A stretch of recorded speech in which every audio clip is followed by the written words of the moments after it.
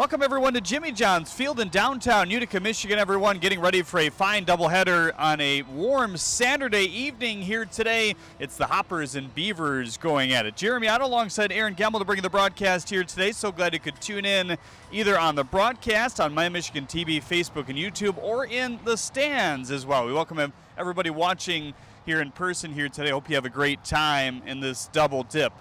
Last night was interesting. 8-6 the final score. The Mammoths kind of squeaking out a victory. Wade Weinberger with a good day. Kyle Bischoff with his third save overall. The walk's kind of a problem for multiple pitchers. Yeah, and also Colin Ledbetter picked up his third win overall, and he only pitched 4 innings, which was, he's still trying to get used to it. Talked to Colin numerous times about him getting into this new role of his being a starting pitcher. Yeah. And for him being a reliever for so long, and he said, I'm still trying to find my rhythm, still trying to find the groove, and just, being out there for longer innings, longer innings, longer at bats, and it just overall he's getting used to it. He picked up a win last night, pitched only 4, struck out 3. Great night for the Mammoths, putting up 8 on the board. Last game for the Beavers, you have to look back to Wednesday, and a non-public game was a 4-0 victory. Kind of two things stuck out in that game versus the Mammoths. Both of the starting pitchers really dazzled. Rafi Vasquez probably with the best outing of his pro career thus far. 6 innings, 4 hits, just 1 earned run, 2 walks to 1 strikeouts. Austin Shea, on the other hand, 6 innings, just 1 hit, giving up no runs, a walk, and 6 Ks. Shea's going to be an important guy for this Beavers going forward. Oh, he is. He's going to be important, along with Jackson, who's going in Game 2 tonight, and Zach Devin, who's going in Game 1. The Beavers got a lot of aces on this roster for this year, and they've shown that they've gotten hot at the right time. And let's see if they can keep this going as we approach August and crunch time before the USPBL playoffs and championship in September. Brendan and I kind of talked about it on the air last night. This is the part of the year where you kind of narrow in your focus on what your roster is going to be, what your starting rotation is going to be towards the playoffs. There have been some transactions here lately. Juan Lopez Rios and Walker Paws no longer with the USPBL, but Christian Fedko is a UConn product who we're still learning about, but he's a guy who had a really nice strike-to-walk ratio in college and a guy that played a lot his junior year, so excited to see what he can do here today. It is. It's exciting to see what he can do, and it's unfortunate to see Walker Paws and Lopez Rios leave to pursue other endeavors. We wish them the best of luck going forward. But overall, looking at these new prospects, and just overall, like you said, Jeremy, we're getting to that point, trying to lock in your final roster, try and establish the overall just the team chemistry, build it up, and have it at its max when you get to the end of the month. New guy for the Beavers as well as Lyle Hibbets. He'll be added to the bullpen, a guy out of New Mexico State. Going to be the long relief role probably for now, and with the stack rotation like we've kind of already talked about, maybe if some guys move on and get picked up, he has a chance to move in that spot, but for now he will relieve, and we'll likely see him at some point in this doubleheader here today. We'll probably see a lot of the Beavers pitchers just because it's only their second and third game of the week here on Saturday. As for that Beavers lineup, it's something we've really enjoyed watching unfold here on the USPBL network throughout the year. They have really turned it on. One guy to watch, Travius Ford, still trying to get his feet wet back again. He's only been swinging a bat against live pitching for about a week and a half, and he only has about 11 at-bats all season long, but before he got injured in kind of the freak accident with the ball going through the L screen, he was a guy that was starting to turn it on. Yeah, like you said, right before his injury to his eye, and you would think just an eye injury, you wouldn't be out for as long, but unfortunately for Ford, it was the worst case scenario. He's been out for a long time, only 11 at bats, like you said, and so I'm curious, Jeremy, to see how well he can perform tonight, not only at the plate but in the field as well, because you got to get your confidence up both at the plate and in the field, just to overall contribute to your team. Talked to him before the game here briefly in batting practice. He feels real good here in what is basically his second week of hitting, like we mentioned. So excited to see what his speed and power can bring to the lineup here today. As for Marcos Castillo, it's a guy that we've been highlighting quite a bit for good reason, though. 470 nearly in his last 10 games at the plate. He's hitting 360 on the year. A guy that's been a solid stapler for Von Joshua in center field. Yeah, I mean, even though he hasn't gotten on the board for homers yet, he's batted unbelievably. He's batted really well to this point of the season, and overall, he's right behind Dakota McFadden. We all know Dakota McFadden has a huge bat and also the home run derby champion of this year. So, Castillo being right behind McFadden, he's in really good company. Well, here on the broadcast, we'll have Aaron's keys to the game in a little bit. We'll also have our starting lineups. You'll see the starting lineups inside the stadium by your PA announcer, Chris Snyder, here shortly.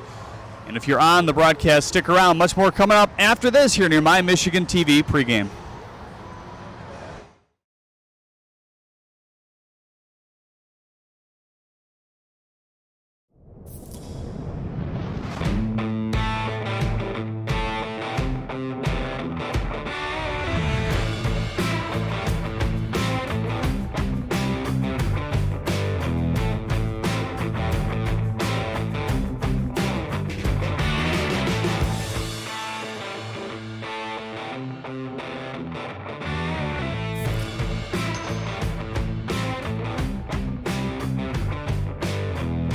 How do these business owners find the time for peace of mind? Because they rely on Tryon to handle difficult and time-consuming HR tasks like payroll, benefits administration, and more. Working with Tryon, one of the nation's top professional employer organizations, provides access to top-tier health care and employee benefit plans and its team of attorneys and HR experts. With Tryon, you don't have to grow it alone. Visit RelyOnTryon.com. You can always rely on Tryon.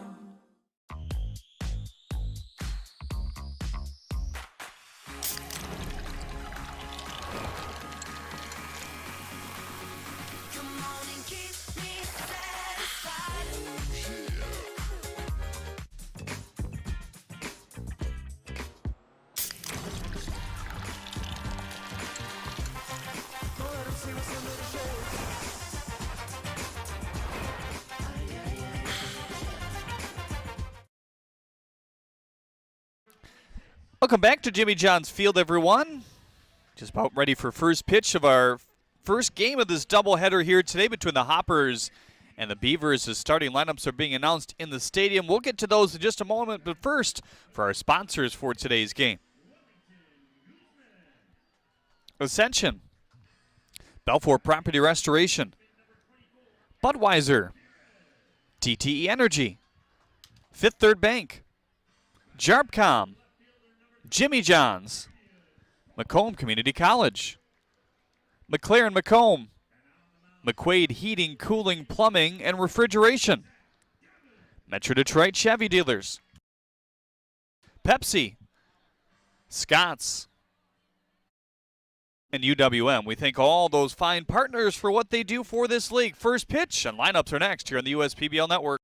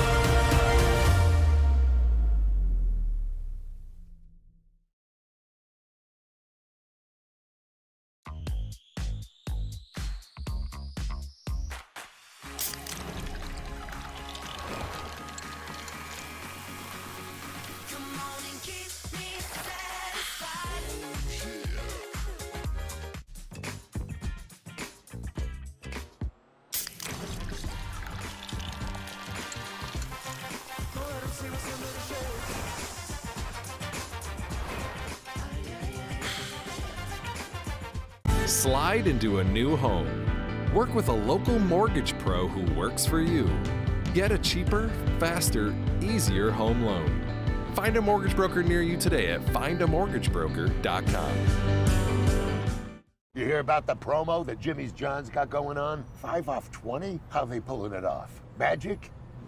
You got David's Copperfields in there? Show yourself, Copperfields! Jimmy John's. $5 off orders of 20 or more. Times are tough right now. It feels like the bottom of the ninth, and we're down by 2. But we've seen tough times before. And just like baseball has always been more than just a game, Chief Financial Credit Union is more than money. So it might be the bottom of the ninth, but we're the home team, and we've got runners on base. Batter up, America. It's time to play ball.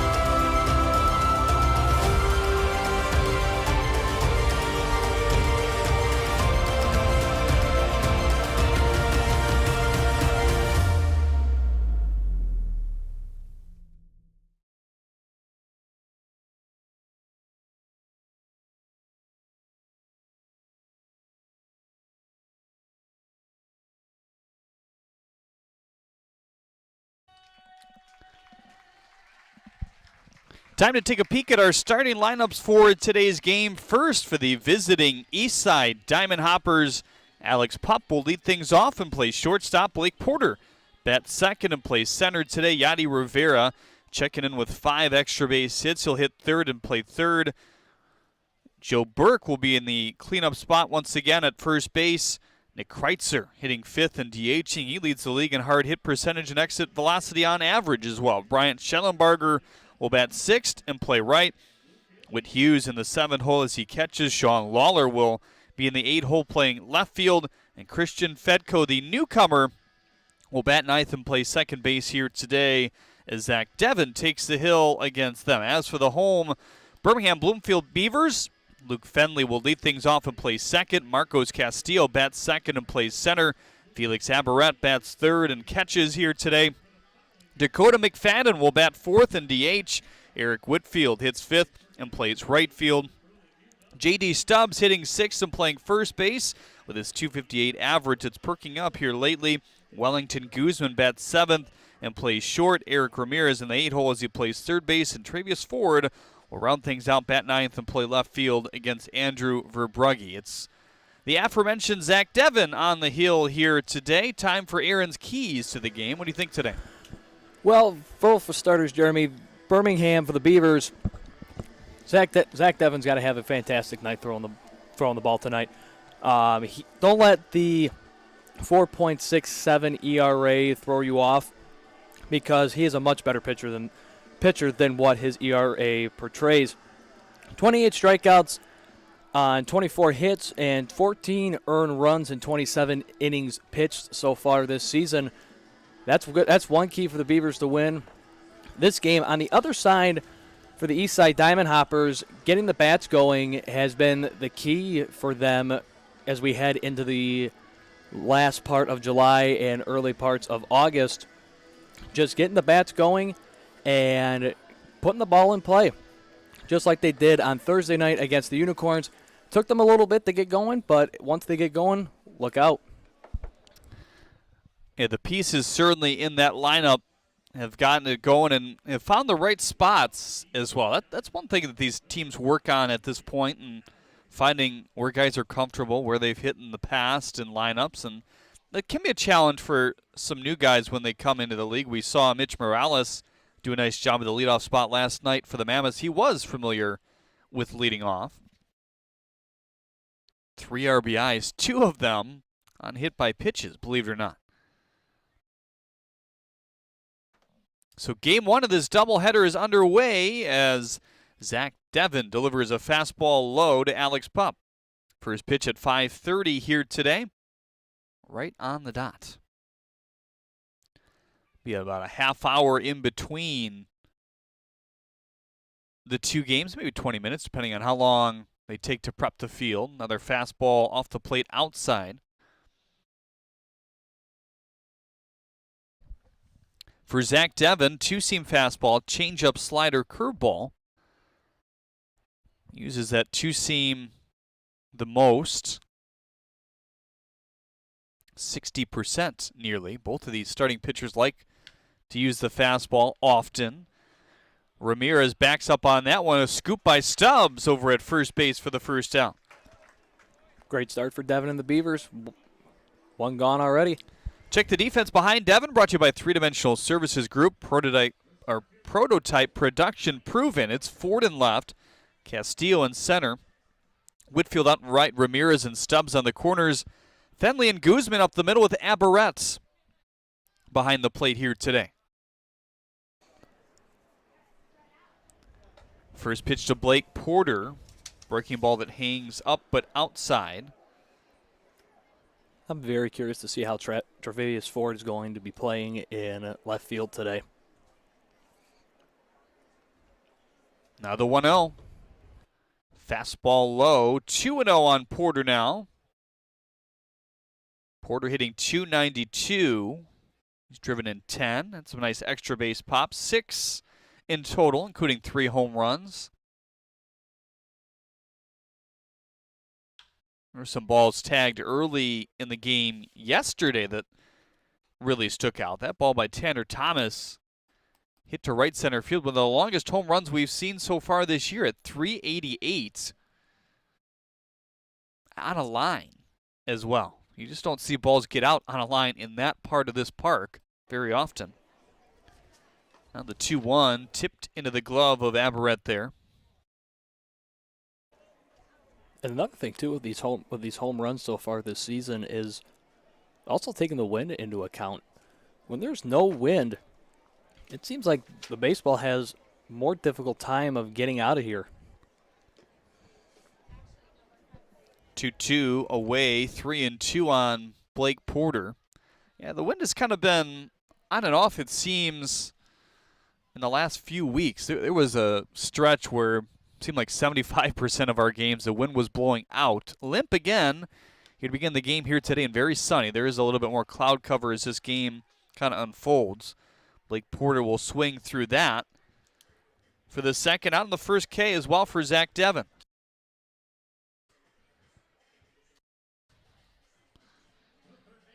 And it's all about rhythm at this point for Devin. Trying to get that early momentum, trying to find that early rhythm, trying to find the strike zone more often than not. To be the key for his outing here today.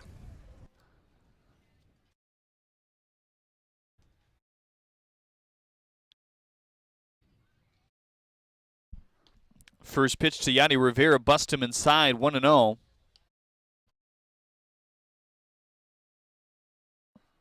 Game time temperature 82 degrees here today, about 40% humidity. But a clear forecast for today and tomorrow. Should be a good day for some Sunday baseball as well. Throws the changeup by on that time. 83 miles an hour. Zach Devin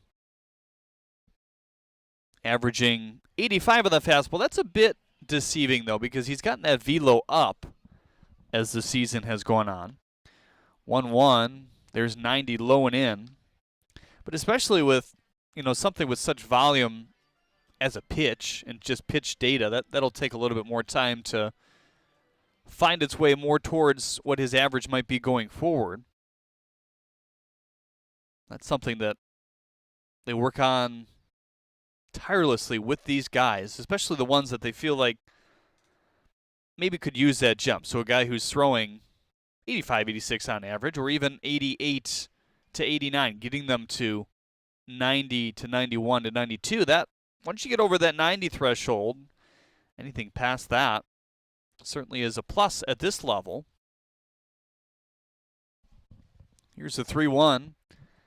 lifted back. But unless you're hitting 90 or you have some sort of niche, maybe you locate really well, keep the walks down, have a lot of spin on your ball, a lot of guys aren't necessarily going to move on from independent ball. Maybe they hop to another independent league, but 90 and above is certainly the spot to get to right now. Here's the 3-2. Away as Rivera will walk with 2 outs here in the first inning. And now Joe Burke will come to the plate. Burke hitting 198 this season, 10 walks to 15 strikeouts.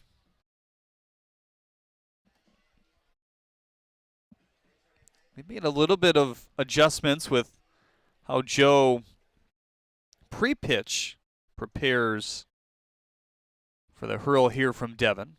First pitch to Burke on the ground to the shortstop Guzman. Have to get to that the next time Joe gets up, but they think it's going to pay some dividends in terms of his results. Nothing becomes of the 2-out walk here by Yadi Rivera, stranded at first base by Zach Devon. We'll see Verbragi when we get back on the USPBL Network.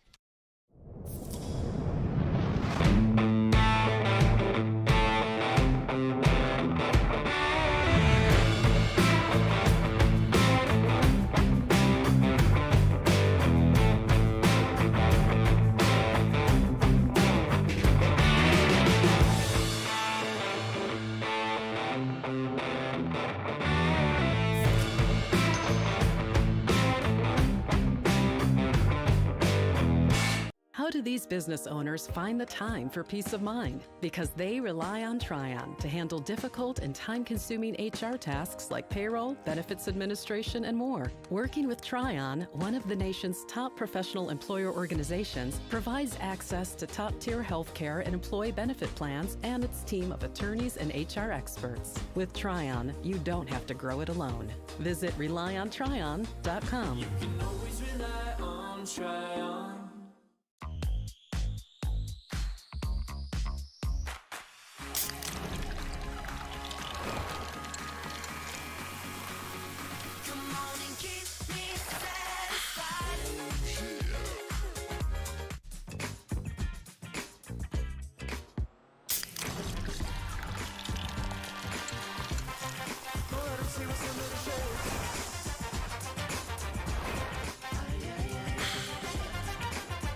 You hear about the promo that Jimmy's John's got going on? 5 off 20? How they pulling it off? Magic? You got David's Copperfields in there? Show yourself, Copperfields! Jimmy John's. $5 off orders of 20 or more.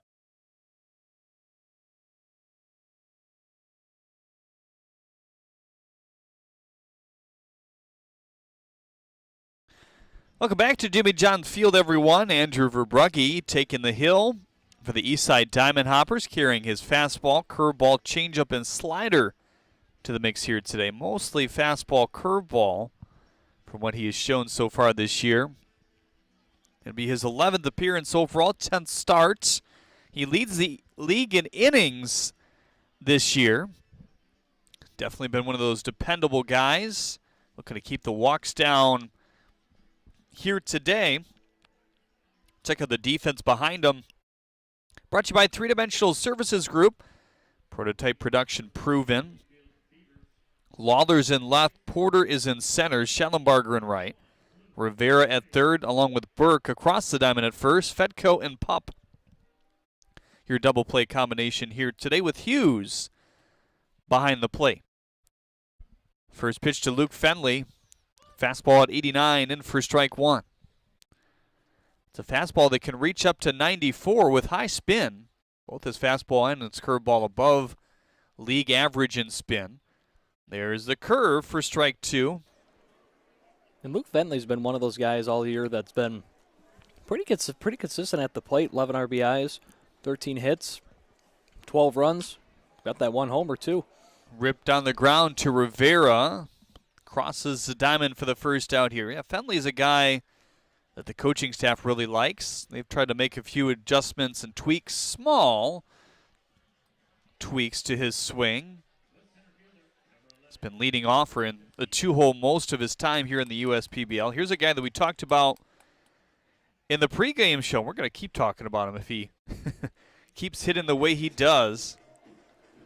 370 average coming into play here today. Nearly 470 in his last 10 games. Certainly a big reason why this Beavers lineup has been able to settle in.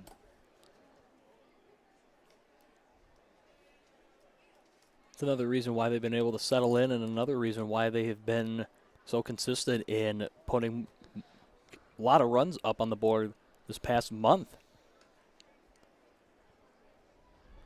Quickly 2-0 on Castillo. These Beavers trying to creep up on the Unicorns. Obviously, the Unicorns set a standard at the beginning of the year. Seems like that's been the story the last 3 years. Porter coming in for the second out. So the standings aren't all too tight, but if the Beavers keep winning and the Unicorns keep splitting weeks, I guess that's how you can kind of look at it here in the USPBL. They're not playing series per se. New team against new team for the most part each day, as much as you can do in a 4-team league, but in the second half it's been a bit more level in terms of winning for the Unicorns. They did lose again last night. Big win for the Mammoths in what was really a back and forth 8-6 game. A lot of walks we saw in that one. Now all 4 teams in this league are now double digits for their wins, for their win totals this year. That's, I think, ideally what the league would like to see, just that competition all across the board. Now the 1-1 tipped in and on the glove, the 91-mile-an-hour fastball there. Beavers, of course, are looking for their fourth win out of 5 games going back to July 3rd. So before the All-Star break. 1-2 fastball. That's at 93 off the plate outside. Verbragi has reached up to 94 this year. He'll be more consistently 90, 91. Here's the 2-2. Swing and a miss. Wipeout curveball to the outer edges. And each of these pitchers have a couple Ks to begin their outing here today on the USPBL Network. First of 2 here today. Stick around. I'm all in with HR and Organizational Development Council. I'm all in with Marketing and Business Development Council. I'm all in with Operations and Member Experience Council. I'm all in with CEO Council. I'm all in with Lending Council. I'm all in with CFO Council. I'm all in with Technology Council. Our credit union is all in with CUNA Councils. They call me Prospects. Since the day I was born as a diver's watch, the challengers of the world have taught me many things. Life is not a numbers game. It's about challenging ourselves. No matter what happens, just follow your heart. These pioneers drive our generation forward, not by setting records, but by never giving up. Keep going forward. Prospects. Available at Lucido Fine Jewelry. Great seats at a great price. Get them safer, simpler, and smarter with TicketSmarter. A proud partner to the biggest names in live sports and events, including ESPN events and iHeartRadio. TicketSmarter has seats for over 125,000 live events and 48 million tickets for sale. All backed with the TicketSmarter 100% ticket guarantee. Thinking about your next great live event? Think smarter. Think TicketSmarter. Get your tickets your way, guaranteed, at TicketSmarter.com.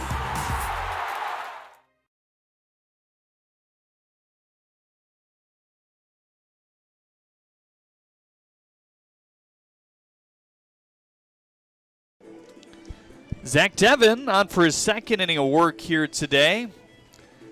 Allowed just a walk and a strikeout in that first. The walk to Yadi Rivera. That was after he retired the first 2. Joe Burke grounded out to end the inning.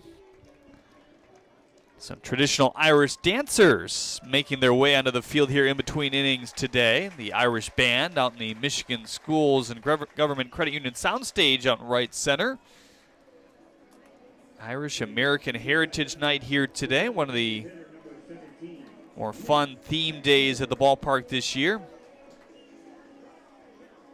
I mean, how can you beat Irish music, dancing, and food on a beautiful Saturday night here? Yeah, it should cool off to a very comfortable temperature, even maybe by the middle of game 2. First pitch to Nick Kreitzer, fastball low at 88 there. Tomorrow, of course, Frozen Princesses Day, presented by Fairy Tale Entertainment.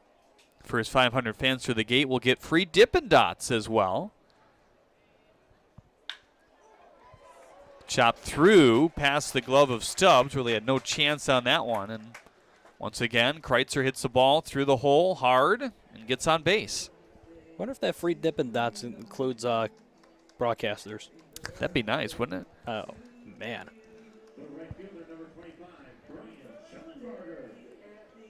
Bryant Schellenbarger steps to the plate in the tune of Happy Birthday. His birthday here today. It's Kyle Bischoff's birthday yesterday as well, the Mammoth closer. He had a nice outing, allowing just one base runner, a single, after he retired the first 2, struck out 2. First pitch to Schellenbarger, and the birthday boy rips a single.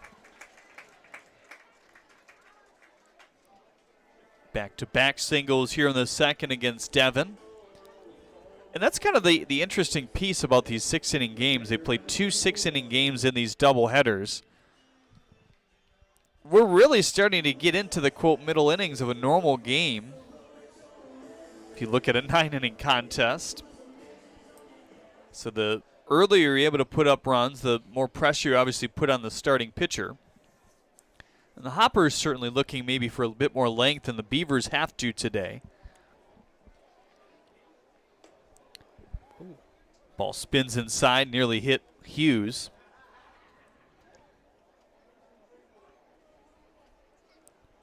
This will be the last 2 games of the week for both of these teams. It's Unicorns, Mammoths once again tomorrow. Sun bright out again, the 1-0. Fastball at 89, in for strike 1. Excited to see for tomorrow. We'll see if the Mammoths and Unicorns can keep up the amount of fireworks shows and amount of runs that they put up last night. Yeah, runs early and often, no doubt. That's a big game for Utica, as we kind of alluded to as well. Certainly if Birmingham is able to sweep this doubleheader here today, which no team has done. Every doubleheader thus far has been a split. But, I mean, we're talking win number 15, then win number 16 if they can do that. You're 16-12. Utica with a few more wins at 18-8, but that puts some pressure on, no doubt. Fastball off the plate outside, and it's a little too early, I think, to talk about, those races at this point in a 4-team league, but maybe in another week or 2 you kind of recheck it, see where we are, and then it really starts to get to the nitty-gritty in terms of needing to win this game. 2-2 on the ground, right to Guzman, feeds the second in time. Wow, easy twin killing. It does advance Kreitzer over to third base, but now 2 outs with Lawler at the plate.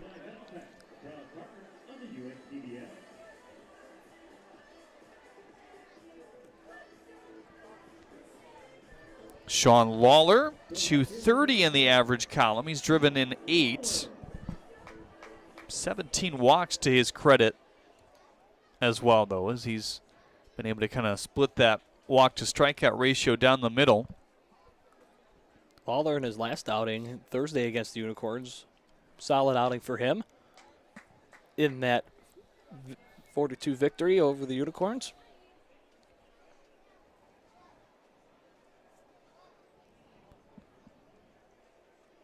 Lawler playing left field here today.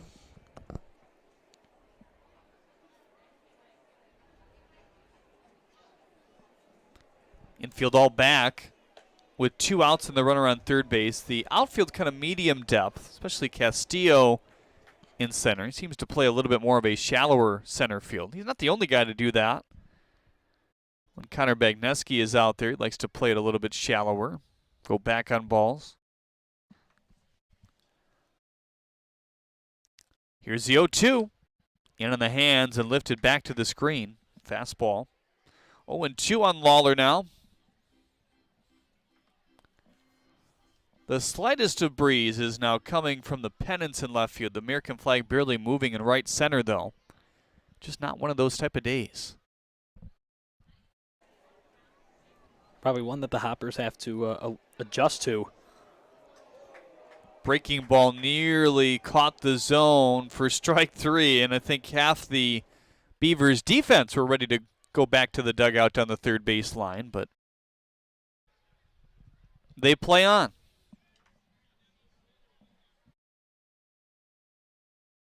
See what he goes with here after that curve. Another one. Again, hoping for the call. Instead, even at 2-2.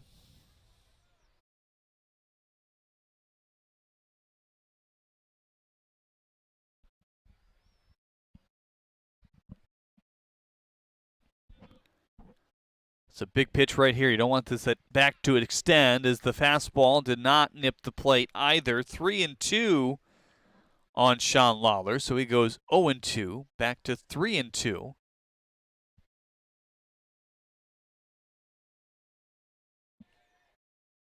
After a big double play up the middle to Hughes. Swing and a miss! Big time strikeout by Zach Devon. His second here today. He's got 1 an inning in a scoreless game. Every summer, my family loves to have a neighborhood movie night in our backyard. And with my Chevy Blazer, I can head out and get everything we need for a great night. It has plenty of room for picking up friends, and the available hands-free liftgate is perfect for loading unhandy supplies. You know, it may be movie night, but my Blazer is the main attraction wherever I go. Lease a 2022 Blazer 2LT for just $239 a month for 24 months. Put it in D and see why Chevy drives the Motor City. What makes Detroit Mercy so unique is the fact that it's in the middle of Detroit, and especially with their service learning programs, you really get a chance to be a part of the community. Detroit Mercy. Build a boundless future. Slide into a new home. Work with a local mortgage pro who works for you. Get a cheaper, faster, easier home loan. Find a mortgage broker near you today at findamortgagebroker.com. You hear about the promo that Jimmy's John's got going on? 5 off 20? How they pulling it off? Magic? You got David's Copperfields in there? Show yourself, Copperfields! Jimmy John's. $5 off orders of 20 or more.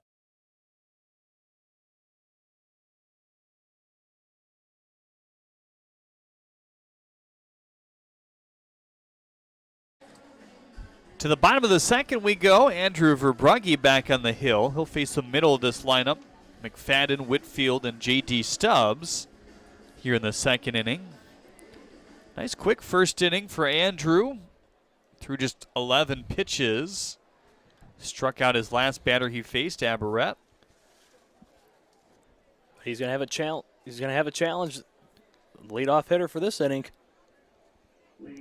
Yeah, he's been so hot since joining these Beavers over a month ago at this point, hitting .400 with the Beavers. Didn't get a whole lot of at-bats really with the Mammoths. Not able to get in a role, but he's felt very comfortable since going over here. The home run derby maybe helping his confidence as well. His 6th home run derby in his career, the 4th time he's won it. And I spoke with Dakota when he was taking up batting practice today, and I asked him, DH in here in Game 1, playing first base in Game 2 today. He's also done some catching this year as well since coming over to the Beavers. And I asked him, do you like moving around? Do you like playing these different bases, different positions? He goes, you know, if I don't care what I'm doing. If I'm playing first base, if I'm catching, if I'm DHing, or if I'm even a statistician, it doesn't matter as long as I'm helping these guys and helping this team win. Yeah, that certainly shows when he said, yeah, I'll catch. First time he had caught consistently in a long time, and he's pretty much the backup on this Beavers team. Some of these teams not choosing to carry a quote, backup catcher that's their sole role. McFadden, tough take there. I'm not sure he loved the call. It's the second K in a row here for Andrew Verbragi.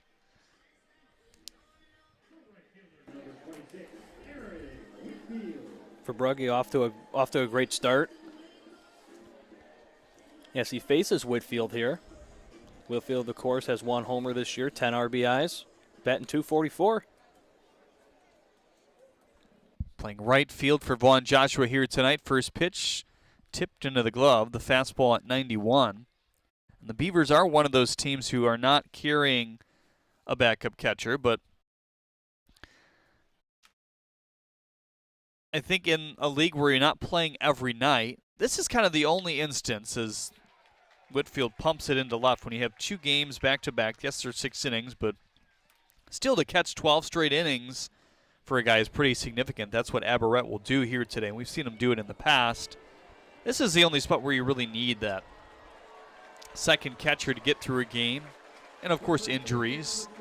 The Mammoths are pretty much just relying on an emergency catcher type situation. They don't even have a McFadden who can consistently go back there and take some reps if they need it. Here's the first pitch to J.D. Stubbs. Breaking ball dives below the hands there. Having a little bit of trouble locating that curveball here in the second inning. Had some nice ones back in the first.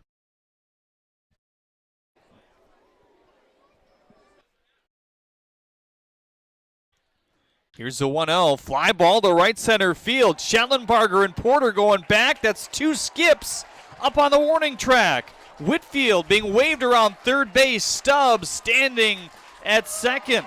He's driven in a run with a stand-up double. That was fantastic. That was fantastic ball-to-back contact right there.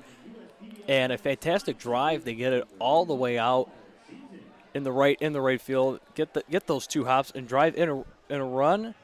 And just like that, have the first run of the game, 1-0 Birmingham. Joe Burke and Whit Hughes will take a visit to the mound. Trying to calm down Andrew Verbragi here.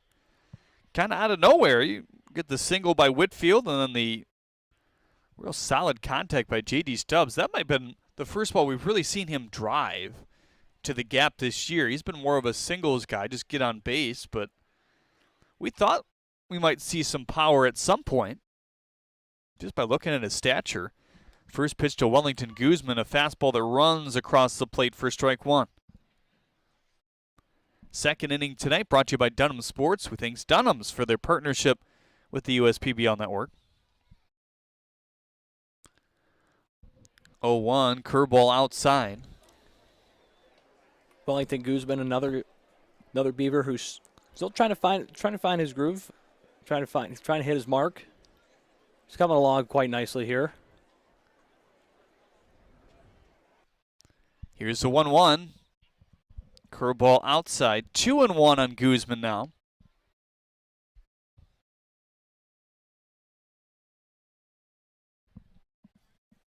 Eric Ramirez would be next, and Travius Ford, 7, 8, 9 in the lineup here in Game 1.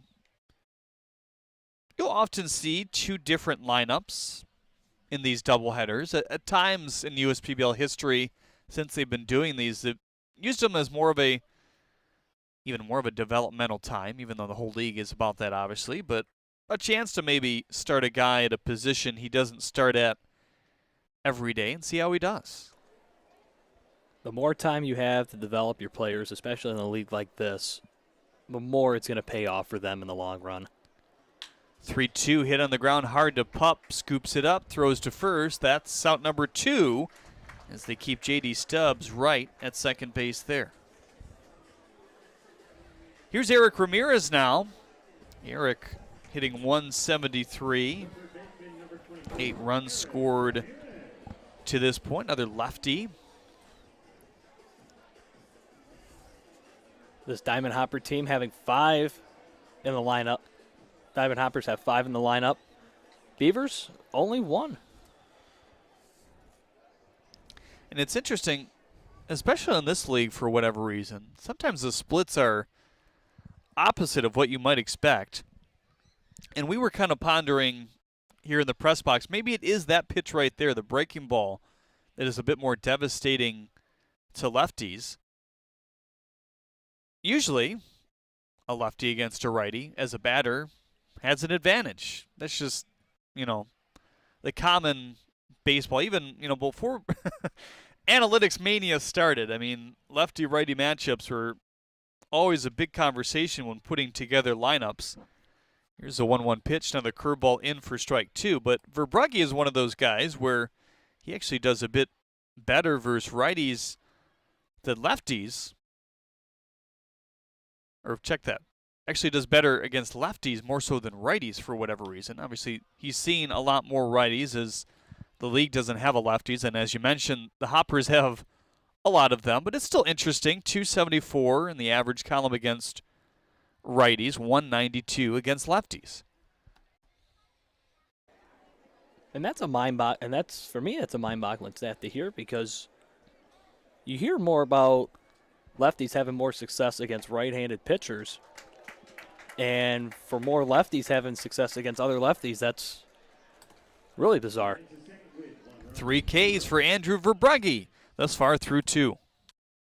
Companies are competing for talent like never before. With the complexities of handling tasks like payroll, benefits administration, and other HR functions, it's easy to see how a professional employer organization like Tryon Solutions makes all the difference. Tryon empowers businesses of all sizes to attract and retain talent by offering access to top-tier healthcare and employee benefit plans. With Tryon, you don't have to grow it alone. Visit RelyOnTryon.com. You can always rely on Tryon.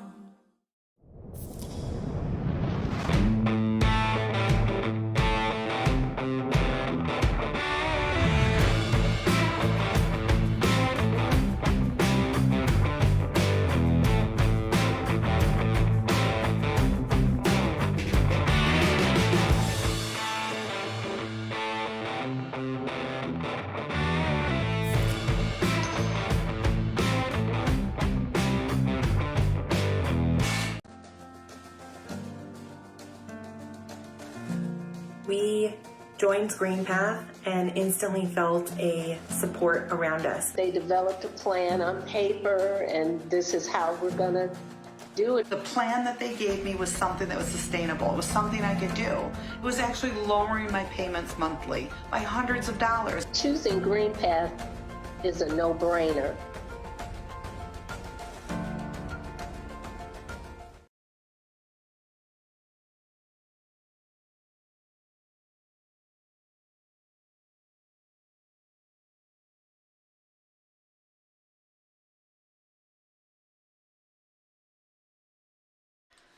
Welcome back to Jimmy John's Field, everyone. Thank you for tuning in on this Saturday here today. Jeremy and Aaron to bring you the call today. Christian Fetko, number 9 in the order, will lead things off against Zach Devin. Got himself into a little bit of trouble to start the second. 2 singles in a row. Kreitzer and Schellenbarger reached. Then got a big-time double play, 6-4-3 off the bat of Whit Hughes, Guzman, Fenley to Stubbs. It was routine for them. Struck out Lawler after a long at-bat. 0-1 in on the hands, fluttering to first. Stubbs surrounding it. Devin covering for the first down here in the third. And that strikeout was extra big. Obviously, you wanted to get out of the inning without any run scored from the way you started this game. Just a single base runner in the first. It was a walk, but he went 0-2 to Lawler, then kind of nibbled around the plate. You could see Devin physically showing in his motions. He wanted a couple of those calls to go his way, which would have been for strike 3 earlier, but it went from 0-2 to 3-2, and a couple fouls later, he was finally able to finish off Lawler with an outside pitch as he'll spin the changeup in for strike 1. And that just shows how great of a mental game that Devin has. Start lowering the count, then all of a sudden the count's full and you're battling a little bit. Then you get the strikeout. It's all between the ears. Quickly 0-2 on Pup. He grounded out on a 2-0 pitch back in the first. Third inning brought to you by Fifth Third Bank. We thank Fifth Third for their sponsorship of the USPBL network. A lot of room up the middle for Pup. Guzman and Fenley deep in their holes. You see the corner infielders playing in tight to the line as well. Here's the 0-2. Slider snapped away. They'll check the swing. He did not go.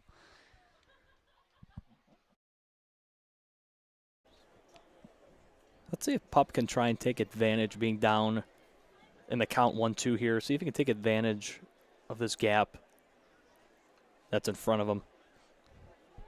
Here's the 1-2. In on the hands, foul. Hugging that third base bag. They're playing tight, but he tried to really sneak it in down there.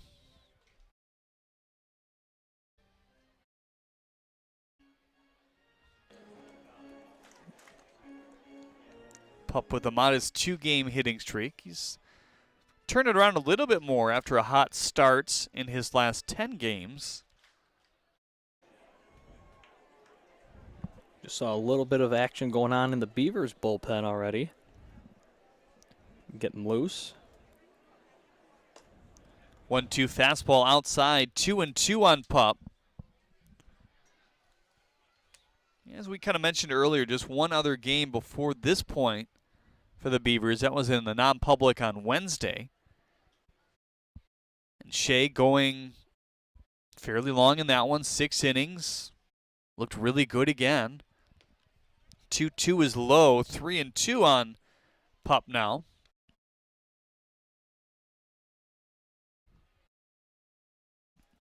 Austin Shea has really figured things out, and we talked about it a little bit in the pregame show, how big that is for this team. I mean, we've talked a lot about how big the offense has been, but this one popped up. Stubbs and Aberrett going for it. Aberrett drifting for out number 2. Great find, great location. They record the second out. As Porter steps up here.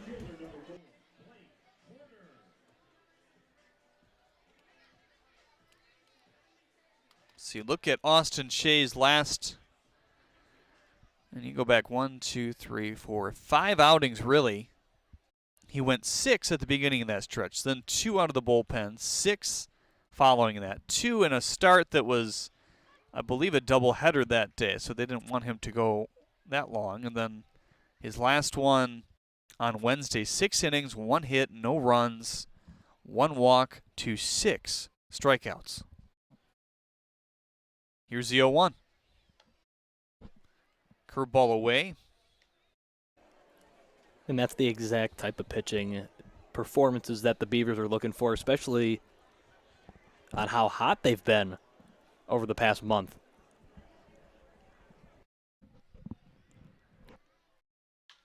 One liner into left center field. That's going to be trouble, maybe. No, Ford!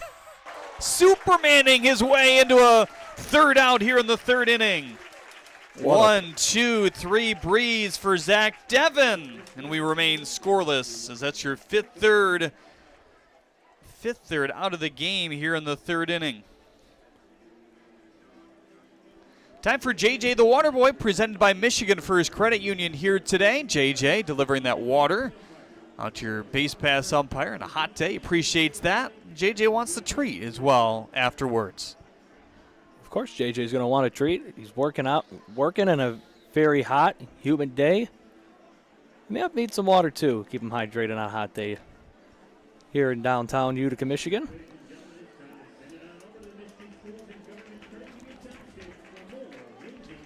Looks like we will not have our Kid Race the mascot here in Game 1, probably in Game 2. With that in mind, we'll step aside here on the USPBL Network. Slide into a new home. Work with a local mortgage pro who works for you. Get a cheaper, faster, easier home loan. Find a mortgage broker near you today at findamortgagebroker.com.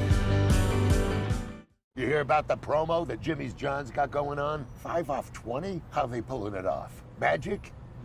You got David's Copperfields in there? Show yourself, Copperfield! Jimmy John's. $5 off orders of 20 or more. They call me Prospects. Since the day I was born is a diver's watch. The challengers of the world have taught me many things. Life is not a numbers game. It's about challenging ourselves. No matter what happens, just follow your heart. These pioneers drive our generation forward. Not by setting records, but by never giving up. Keep going forward. Prospects. Available at Lucido Fine Jewelry. We're the financial champion of Michiganders. Whether you're a goal-getter or dream chaser, an empty nester, or up-and-comer, anyone in Michigan can bank with us. Michigan Schools and Government Credit Union. Well, guess who's up? The man who made the big-time catch to rob a looping base hit away. Blake Porter there.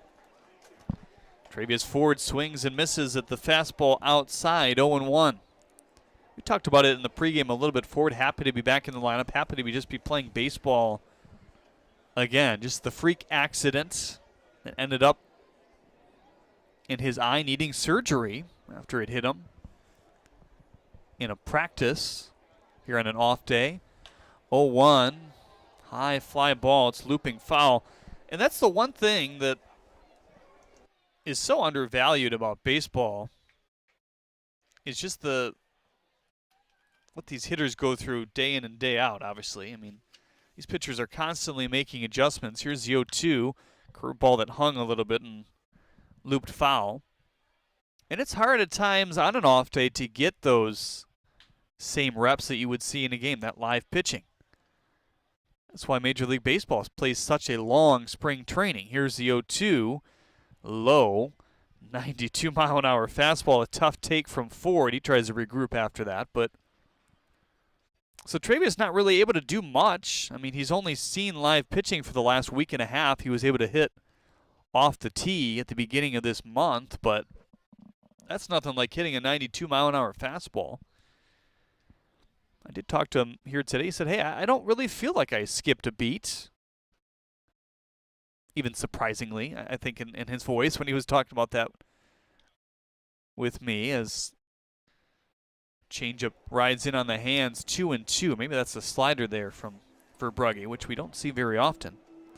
And that's always great to hear from players that have been out a significant amount of time, and especially undergoing surgery, saying that, yeah, I haven't, feels like I haven't missed anything, haven't skipped a beat. It's always a great sign. He was a guy that didn't see a lot of playing time at the beginning of the year either. After spring training, he was one of those buzzworthy names. We heard about how fast he was. 3-2 pitch, popped it up. Rivera circling along with Verbragi, believe it or not, the pitcher, as Rivera makes the catch. But that home run he hit, 2-3 weeks in, that really opened up some eyes. It was a 3-run shot. I wasn't here, but I believe it was near the scoreboard.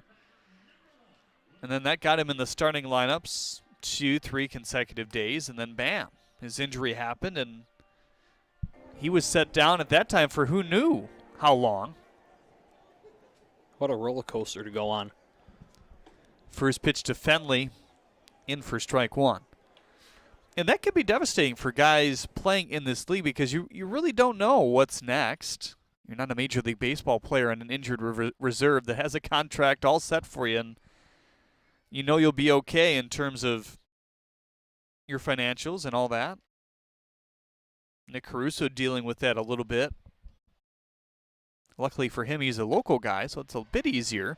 That one punched down the right field line. Schellenbarger will see that one chased into the corner. Fenley around first. He might head to three. No, he's going to stop at second base. Vaughn Joshua putting up the stop sign. It would have been fun to watch Fenley go to third, but I think that's a good call as Schellenbarger got to the ball and got it in. Nonetheless, a big one-out double here in the third as they look to add to their 1-0 lead. Man, was Fenley running around those bases hard. Wow. Showing off the speed. It almost looked like his helmet was going to fly off how fast he was running. That, like you said, Jeremy, that would have been interesting if they were 7 to third, and there he goes. And it's going to skip by. All the way to the dugout it flies. Fenley will easily score as Rivera has no shots. 2-0 Beavers. Speed kills once again. It's almost like Fenley just didn't want to stop. It's all the way home and 2-0 Beavers. That's the thing about this foul ground as well. If a ball does get lost, yeah, there's no shot for these infielders to get to it and try to throw it home. And we've seen pickoff throws that go errant lead to 2 bases if you have speed, or even moderate speed.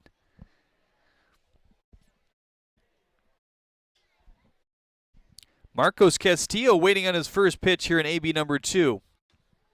Popped it up his first time. Fastball in on the eyes that time. Felix Aberrett would be next, then Dakota McFadden. Verbragi already has 3 strikeouts. And that run and those base runners in the second inning kind of came out of nowhere. He was cruising along and retired 4 straight. Struck out 2 in a row, then the single by Whitfield, kind of harmlessly. Loud double by J.D. Stubbs, able to drive him in, and then retire the next 2. We see some more hard contact by Fenley with 1 out here in the 3rd. Kind of get his way home himself. Even though this is a 6-inning game, still trying to find a groove, a rhythm just to get into for the next maybe 1 or 2 innings, depending on how long he can go for. 2-2, 93-mile-an-hour fastball nearly nipping the zone. We've seen some hitters on both sides take tough, close, good pitches. Let's see what he comes back with on the 3-2. Fastball, pumped it high and out of play. One of those balls that looked like it might stay in play. That wasn't the case, though. Hughes behind the plate here today for the Hoppers. It's Burke at first, Fedko at second, Pup at short, and Rivera at third. Fedko with his professional debut here tonight. Now the 3-2, curveball. Ouch. His 17th strikeout on a curveball this year, compared to just 1 walk, is a big one after the double and the run scored. That's got to be a great momentum builder and a mental momentum builder for him as he faces Felix Aberrett here. He's one of those strikeout victims thus far. First pitch curveball skips low.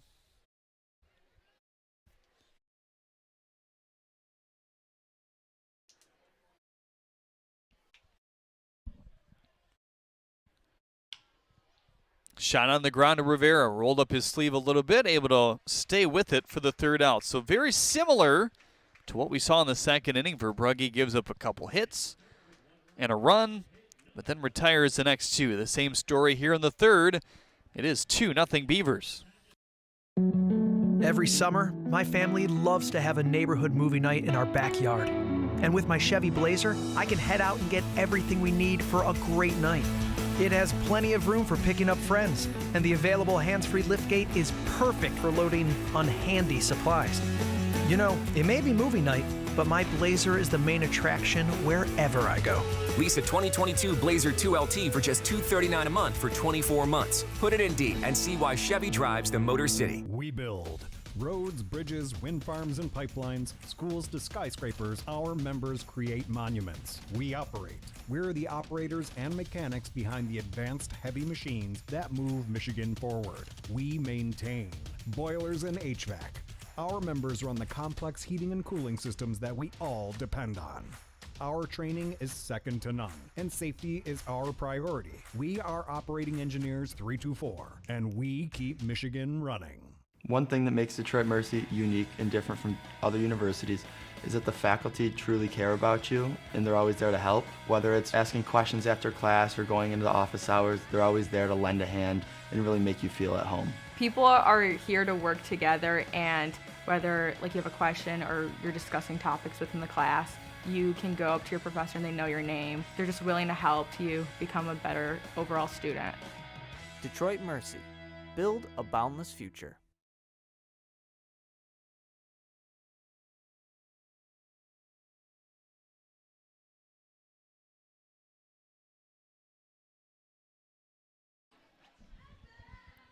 Welcome back to Jimmy John's Field, everyone, in downtown Utica, Michigan.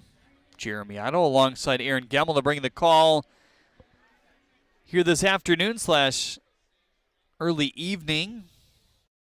Yadi Rivera, Joe Burke, Nick Kreitzer will lead things off here in the fourth inning against Zach Devon. I think he had a nice response after the first 2 base runners in the second reached. And since then, he's retired 6 straight outs.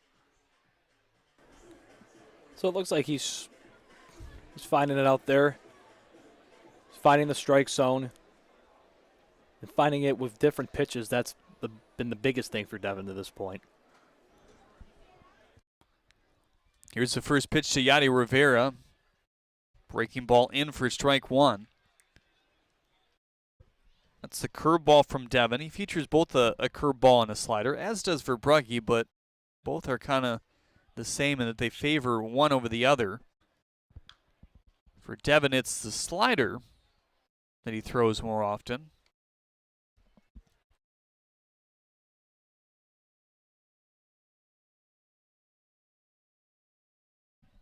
Second most to his 2 fastballs combined. Quickly 0-2 on Rivera. He walked back in the first inning. That was the only base runner against Devon in the first. Nibbled off the end of the bat. We're stuck at 0-2.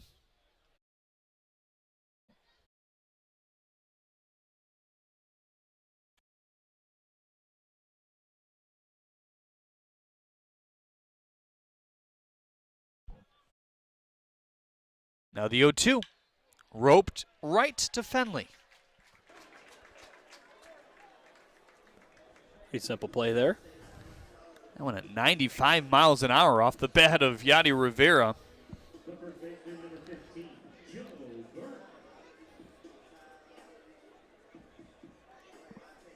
Let's see what Joe Burke can do here.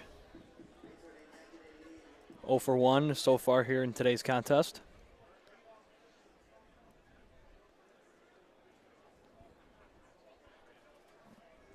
Yadi Rivera, another one of those guys, is got a high barrel rate. One of the better ones, top 10 in the league. Doesn't have a lot of show for it in terms of average. Came in at just 230 here today, but things like that often iron themselves out. Here's another guy that is definitely better than his average at 198 coming into play here today. Kind of begun the story of a little bit of the transformation / tweak that they've done with this stance. They shortened him up a little bit in terms of how wide he stands. Just trying to make it a little bit more simple for Joe. 0-2, swing and a miss. Fastball by him, 2 up and 2 down here in the fourth, and now that's 8 straight outs going back to the double play for Devon. Probably what his manager wanted to see here. We did see some action earlier for the Beavers. Blankenship is now throwing. Wouldn't be surprised to see him for an inning at some point once Devon's day is done.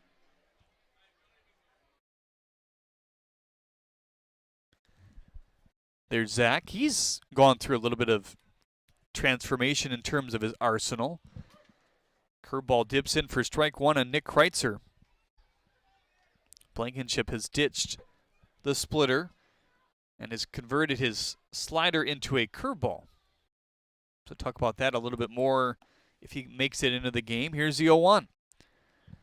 Kreitzer looks at strike 2.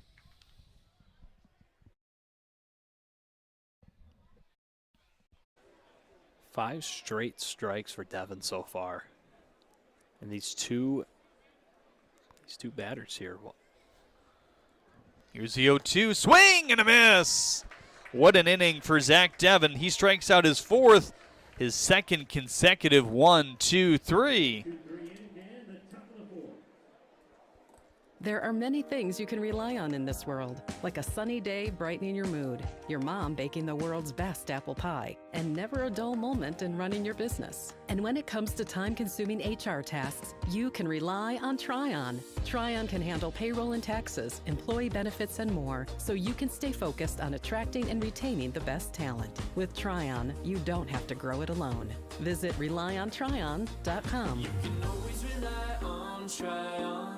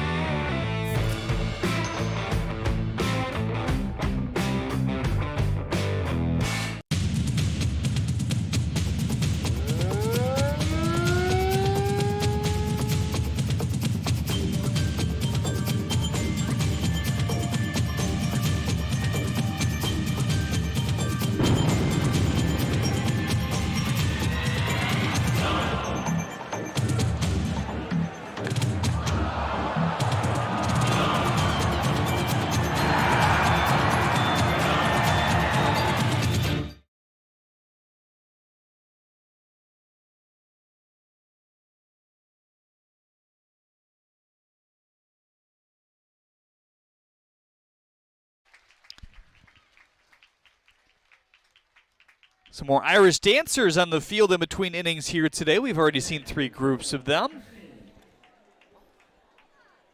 Especially getting the little ones involved in the festivities at the ballpark today. Yeah, cool to see.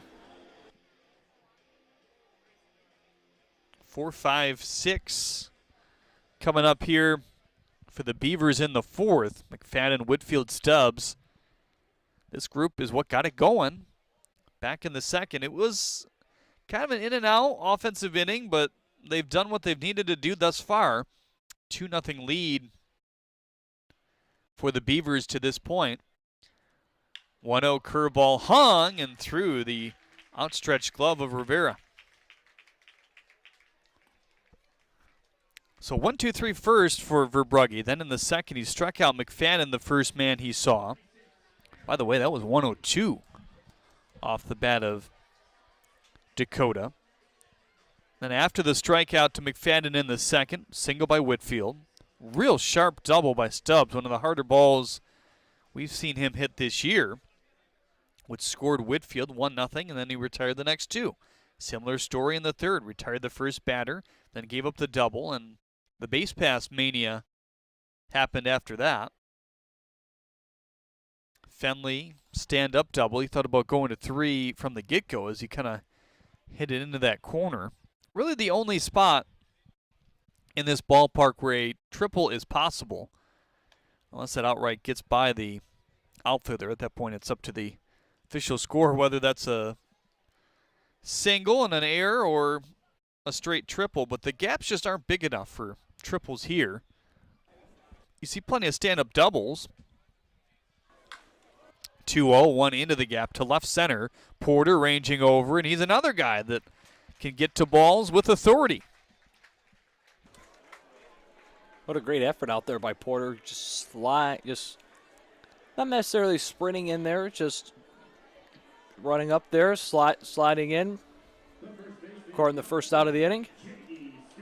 Travius Ford with one of the better catches of the year, just a sinking line drive earlier to left center field. Not a lot of time to get to it, using his speed and recording what was the final out of that inning. Speaking of Travius Ford, Sandra Bishop on YouTube cheering on the Beavers from North Carolina. Great catch, Travius. Grandma is proud of you.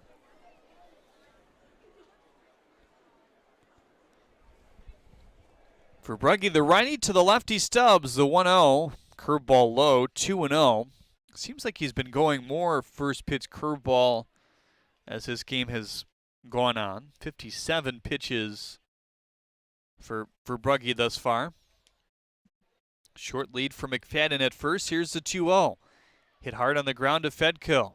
Ooh, he overthrew Pup behind the bag, and now McFadden heading to third base. He'll get there. Nobody really covering the bag anyway. So runners on second and third on what could have been a double play. Instead of a double play for the Hoppers, it turns into a double for the Beavers, putting 2 runners in scoring position with 1 out here in the bottom of the 4th. Wellington Guzman today, a ground out on a 3-2 pitch. That was back in the 2nd.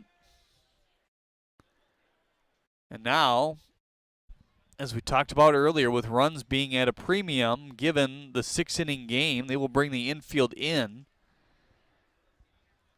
all the way around. Rivera the deepest at third base here with the ready at the plate. Just 1 out, the first pitch to Guzman. Fastball away, 1-0. 4th inning brought to you by Pepsi. We thank Pepsi for their sponsorship of the USPBL network. Outfield is deep. No action in the Hoppers' pen. Here's the 1-0. Fastball inside. 2-0 on Guzman.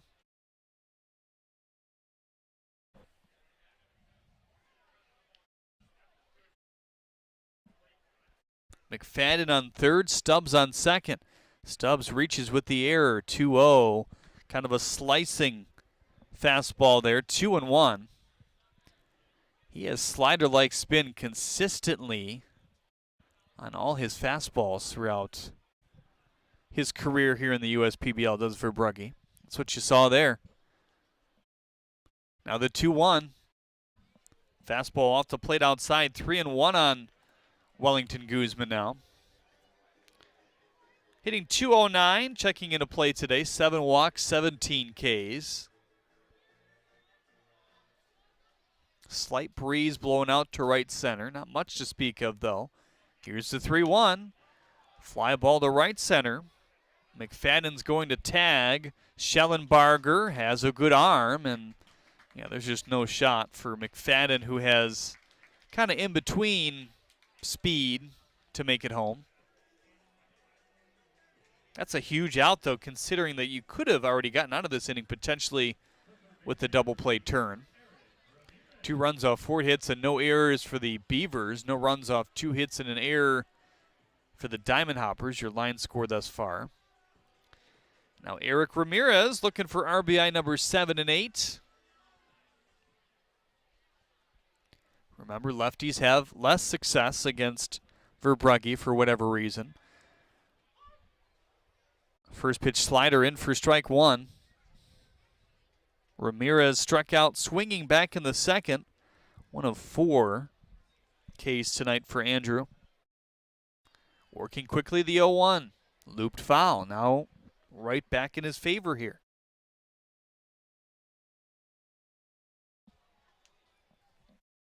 Travius Ford waiting on deck. He popped out his last time. Infielders relax here with 2 outs. Everybody back with the exception of Rivera, kind of even with the bag at third. Here's the 0-2. Swing and a miss! Andrew Verbragi with a heck of a job to get out of the jam here in the 4th. He had second and third with 1 out after the botched ground ball. He reels it right back in for himself, though. Still 2-0 Beavers on the USPBL network.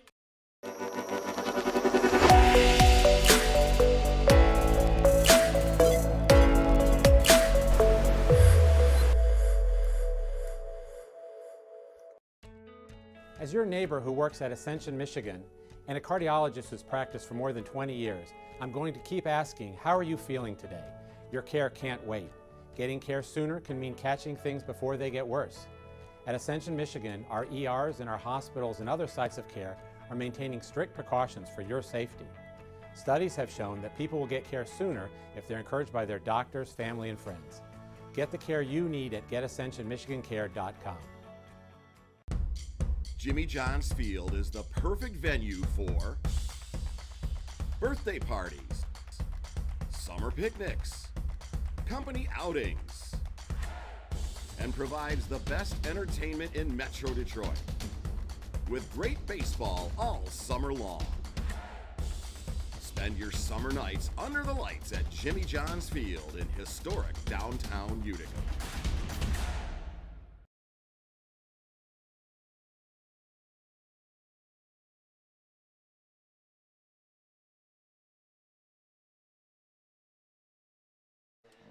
Zach Devin retires the last 9 batters he faced. Could go all the way back to the second inning after the first 2 reached. 6-4-3 double play, didn't look back from there. Struck out 4 here tonight, walked just 1. And now Zach Blankenship will take the baton here in the 5th inning of a 6-inning game.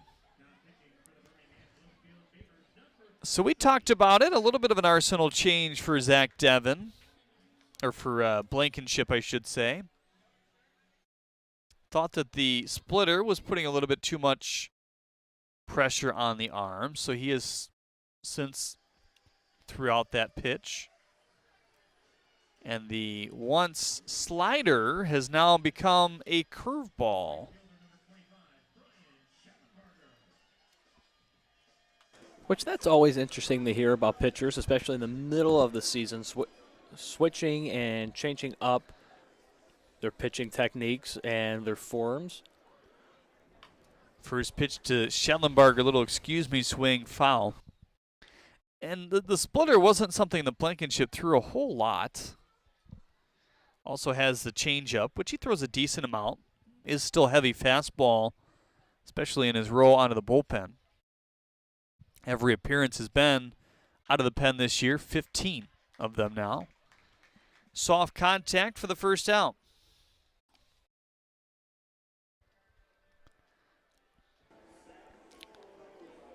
I like the word that you use, soft contact. That's been a major point of discussion and emphasis this season here in the USPBL. A lot of runs, a lot of extra bases, a lot of extra base runners have scored off of soft contact hits coming off many batters here in this league. And so far today, that's been the case. First pitch to Whit Hughes. Curveball away. Zach Blankenship, one of the better command control guys in the league. Just 5 walks and 21 and a third innings. That's good enough for 2 walks per 9, which is right up there with where you want to be. Now the 1-0 popped back to the screen. Hughes doubled up after the first 2 reached back in the 2nd inning. Who knows what would have happened if Devin was able to rabble that inning back in, where his out streak started and finished with a couple strikeouts in a row to Burke and Kreitzer in the 4th.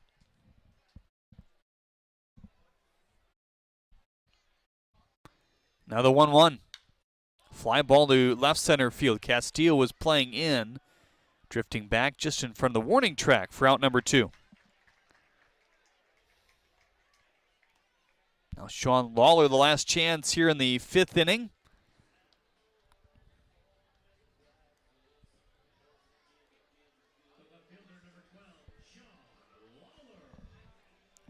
Here's Sean Lawler.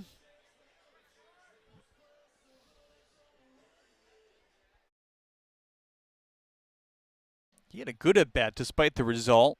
He went 0-2 on Devin, battled, then went all the way back to 3-2, fouled off a couple more pitches, and in the end, Devin able to finish him off with strikeout number 2 out of 4 that he had here tonight.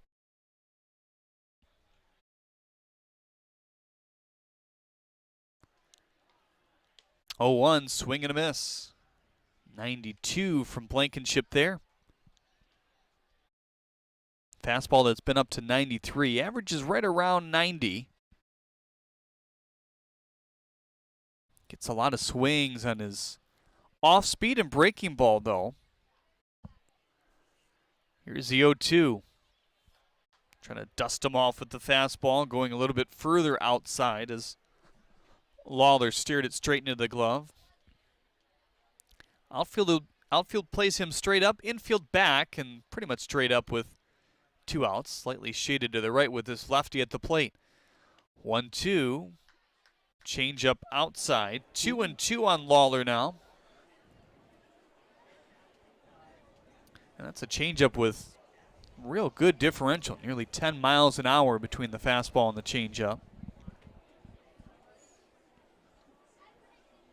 The even pitch now with 2 outs.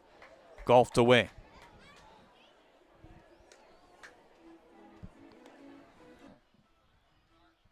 Some more action in that Beavers pen, maybe signaling that this is a 1 inning and out scenario for Blankenship here today. Crick is tuning up now.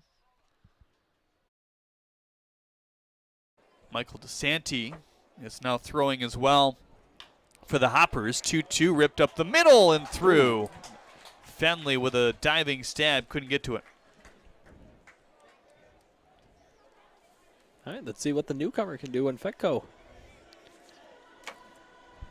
Yeah, still looking for his first professional hit here today. Career .262 hitter in the Division I level at UConn. Real good plate discipline. His walks to strikeouts nearly even. UConn playing in the Big East the last couple of years of his career. Here's the first pitch to Fedco. Circles fouled on the first base line. UConn also widely known for their great basketball programs for both men and women's over the past 5 years, especially the women's program.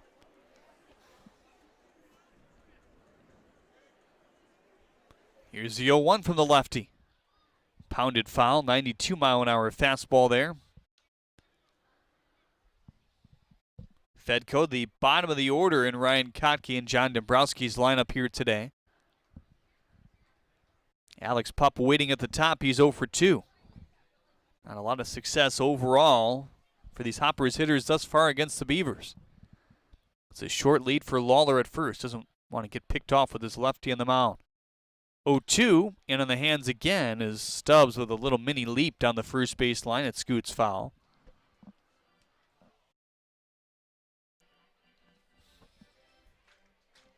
A walk in the first. 2 singles in the second. 1, 2, 3 in the third and fourth. And so far a single here in the fifth. Let's see if there's more in these bats. Here's the 0-2. Fastball high.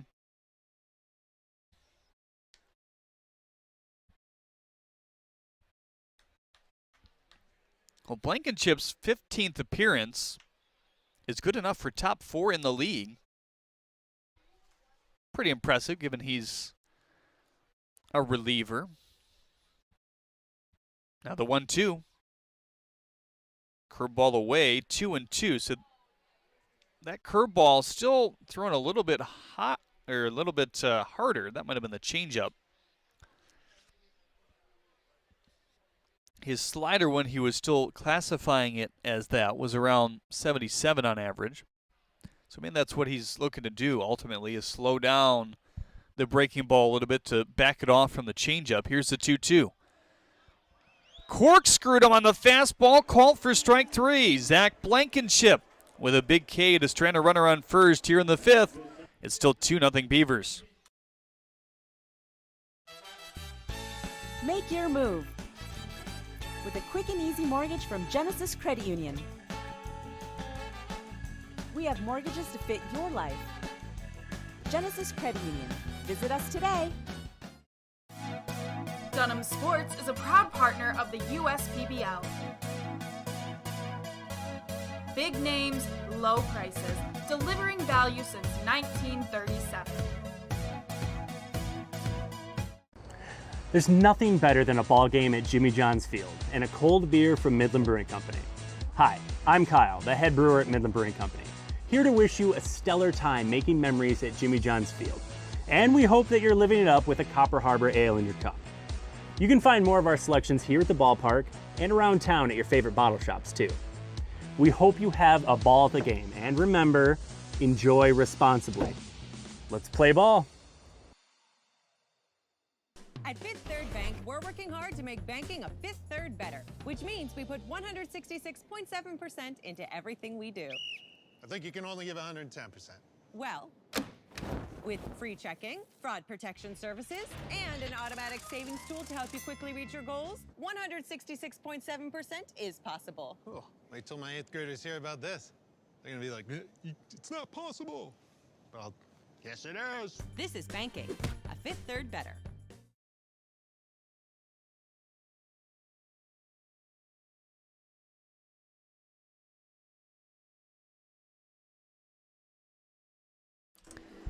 Michael DeSanti taking over here in the 5th inning for the Eastside Diamond Hoppers. Good job by Andrew Verbragi. Maybe not his sharpest of stuff here today, but battled through it and did a good job of getting out of jams with little damage. He gave up 2 runs in the 2nd and 3rd. That's been the difference in this game, and that's what can happen in these 6-inning games. You get an early advantage, you stick with it, and all of a sudden the game's over.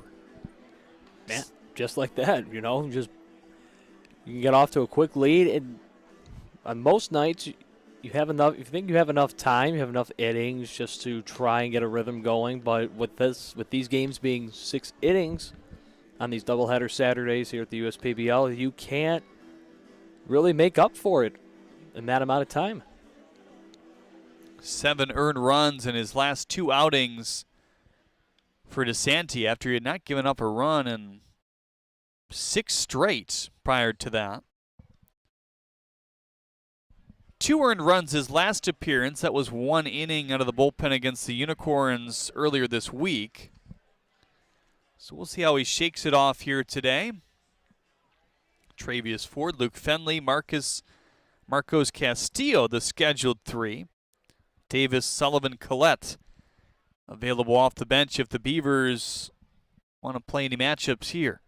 First pitch to Ford, fastball that lifts inside for ball 1. It's a heavy fastball for Michael DeSanti, averaging 93 with high spin on it.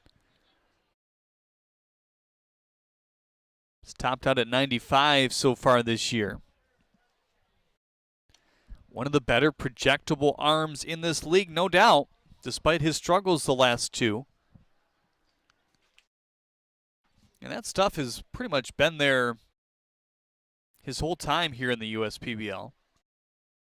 Spent a little bit of time in another independent league last year. 2-0 fly ball, but hooked way foul. That might get out of the ballpark near the parking lot to our left. I'll turn that baby around, and you're looking over the Chevrolet Pavilion if you hit it fair. That one had some power, would you say, Jeremy? Man, imagine if that one stayed fair. Woo! Right around the end of that building right there. The 2-1. Breaking ball that remained high.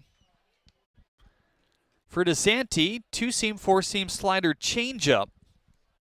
It's mostly fastball slider for Mike. Doesn't use the changeup a whole lot in this closer's role. Now the 3-1. High and in, and that's not a good thing because Travius has a lot of speed. Travius probably one of the fastest base runners in the USPBL. Like we said earlier in the broadcast, hasn't been in that much game action to this point this season. But when he is on base, infielders better watch out.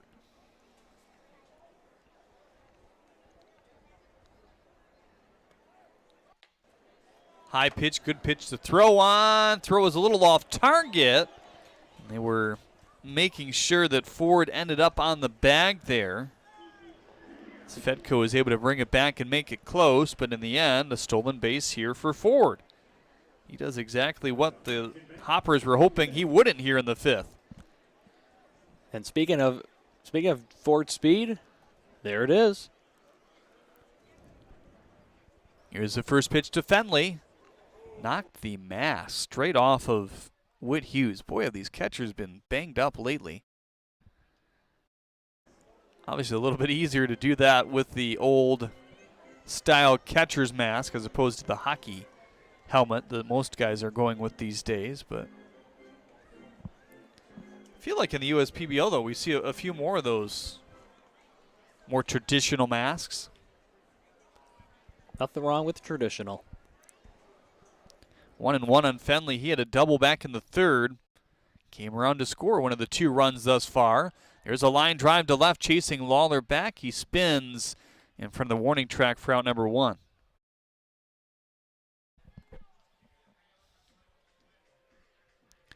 So now Marcus Castillo will have a chance to pad the lead. He's 0 for 2 today, a pop out and a strikeout.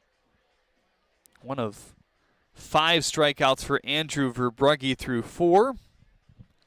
They were hoping to get more like 5 out of Andrew, but we'll see what that means after DeSanti. Usually doesn't go past 1 inning of work. This one popped up back towards the Sweetson foul. Mike this year, this will also be his 15th appearance, so he's tied with Blankenship now in that department. 12 walks to 27 Ks.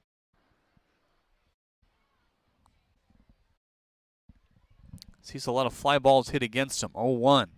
Swing and a miss. Slider that's by him.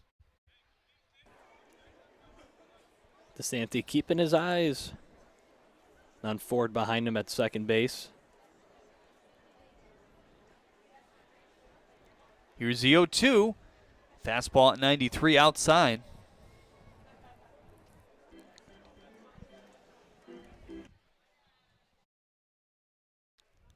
Fenley and Whitfield, the only 2 base runners that have scored in this game.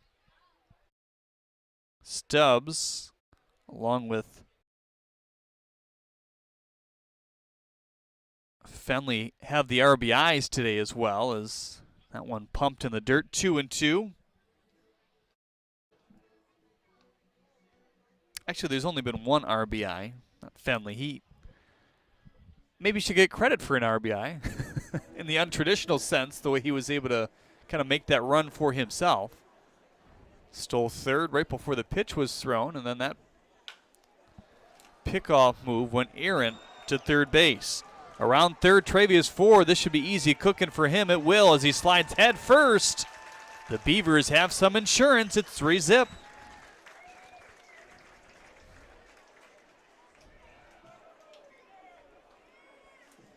There's another RBI. Marcos Castillo gets number 12 on the year.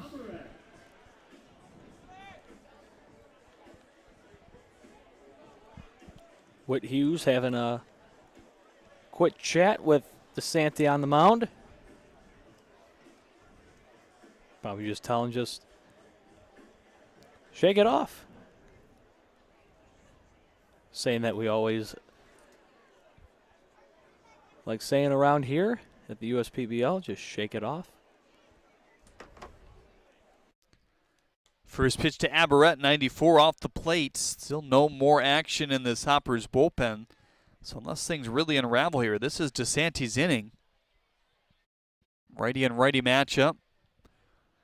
Outfielders are deep, infielders are deep, with Burke holding on, Castillo at first. Decent lead for him, the 1-0. Fly ball to right center field, has some carry, but Schellenbarger is going to cut it off right away for a big out number 2. It'll be the last chance for the Hoppers coming up. They will have the top of the order due up. Pup, Porter, Rivera. Marcoux, Koziel, and Perez available off the bench, but I don't really see them pinch hitting for anyone 1 through 7 in the order. Could see it 7, 8, and 9 if they really rally together. They're going to need a big rally here. Down 3. First pitch to Dakota McFadden. Backs him off the plate. He turned on a pitch back in the 4th, hit it 101. Smoking single into right. Strikeout in his first at bat in the 2nd. Here's the 1-0. Slider tipped into the glove there. Hoppers could probably use a little bit more insurance runs, especially if Dakota McFadden gets a hold of one here.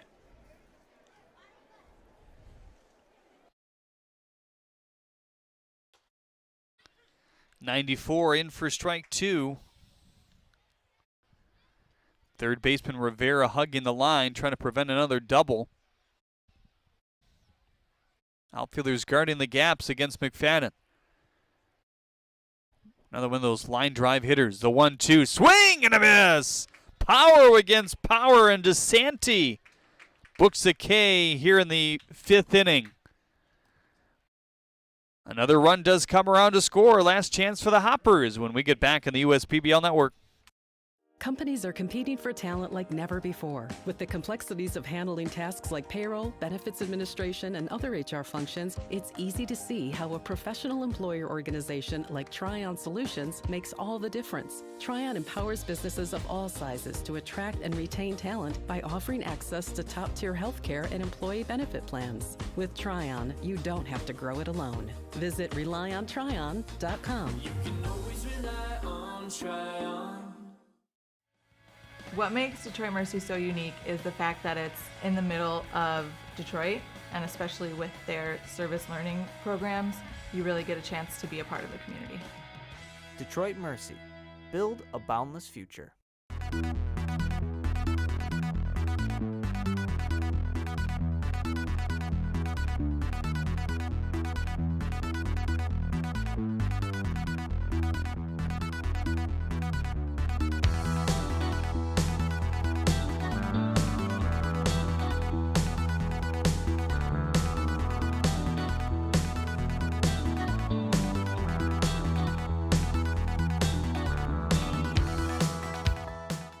Get great seats, safer, simpler, and smarter with TicketSmarter. Choose great seats from over 125,000 live events, all backed with a TicketSmarter 100% ticket guarantee. Get your tickets smarter at Ticketsmarter.com.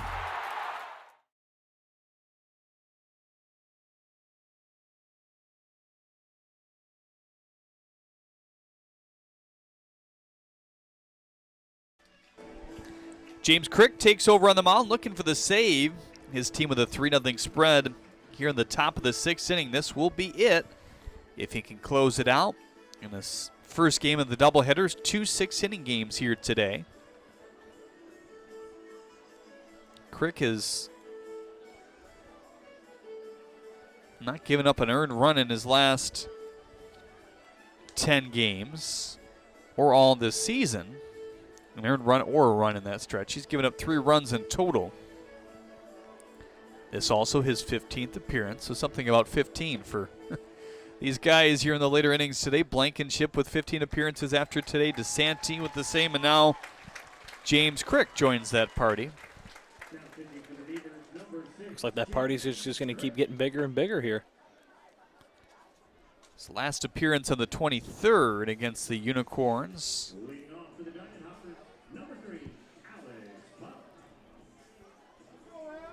He did walk 4 in that contest. That's unlike him as well.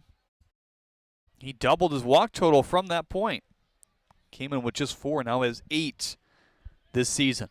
Top of the order due up. Pup whiffs and misses at the 91-mile-an-hour fastball. It's a 4-seam, a slider, and a changeup for Crick. Throws that fastball 70% of the time. Middle of the infield spread out. Corners guarding against the double. Here's the 0-1. Popped him up. That one going to loop into the screen and foul. Pup today 0 for 2. He popped out in the 3rd and grounded out in the 1st.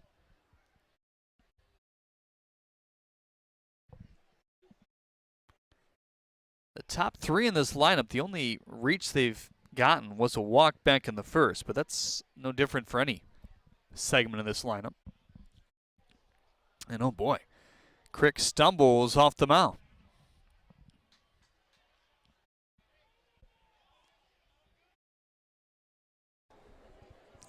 Fans in the crowd demanding a balk. Home plate umpire making sure that the mound was all right for Crick there. He said it's fine. Just he got caught in his feet. That happens. Here's the 0-2. Fastball high, 92 there from Crick. It's a fastball that's gotten up to 94 this year, 94.5.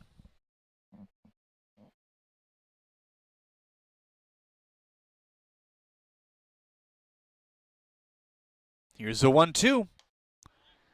Fastball outside. Aberrett holding it there, hoping his pitcher would get a strike 3 call.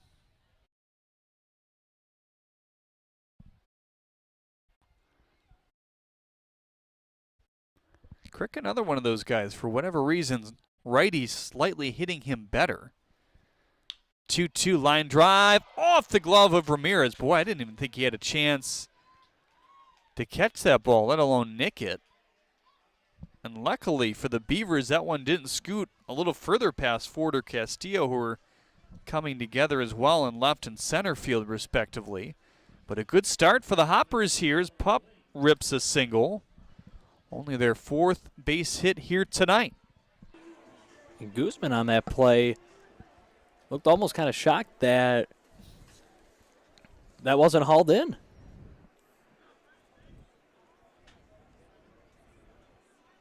Good lead for Pup over at first. He has some speed as Porter looks at one high and away. Nice play defensively for him earlier as a line out and a strikeout offensively.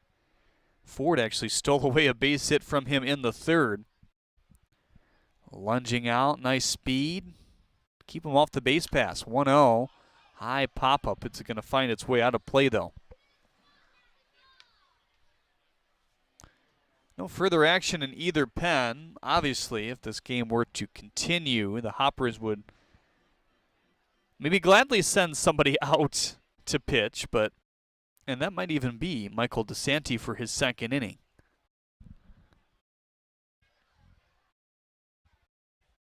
One. Checked his swing, or did he? He did, says the appeal. It's probably why they use Michael. Obviously, they're down. They need the lead to stay right where it is. 1 run did tack on from the Beavers. They've had 1 run in 3 separate innings so far here today. The 2nd, 3rd, and 5th. Now the 2-1. Swung through the 92-mile-an-hour fastball. 2-2 now on Blake Porter. That may have been Trevor Jackson, couldn't quite tell. Your game 2 starter. Not a lot of time in between games, so it won't be a surprise to see him start to tune up now. He's been pitching phenomenal this year. He sure has. Really, ever since he got here, he's been a guy to watch. Works quick, strikes out in a high volume, throws hard. Doesn't give up that many hits either. 2-2 fastball near the hands. 3-2 on Porter. So after the leadoff single, this inning has been a bit methodical to start it for Crick. Already 10 pitches. He slowed down the pace of this game as well. Infield looking for the double play. We'll see if they can find it. Here's the 3-2. Not here. That'll loft into right field, a base hit. Pup around second. He'll be held there as Whitfield was in short right field. Back-to-back singles for this Hoppers team. And who knows, you have some power coming up. Rivera, Burke, Kreitzer. 12 home runs between 3, 4, 5 in the lineup for the Hoppers this year. Kreitzer definitely a guy who can step into it, swing really hard, drive the baseball. He's shown that all the year long. Right now, Rivera tying run at the plate.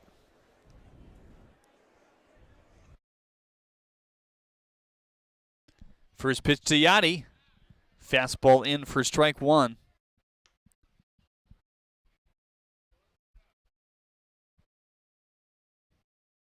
Has not had an extra base hit in his last 10 games. He's due. Line out in the 4th and a walk in the 1st.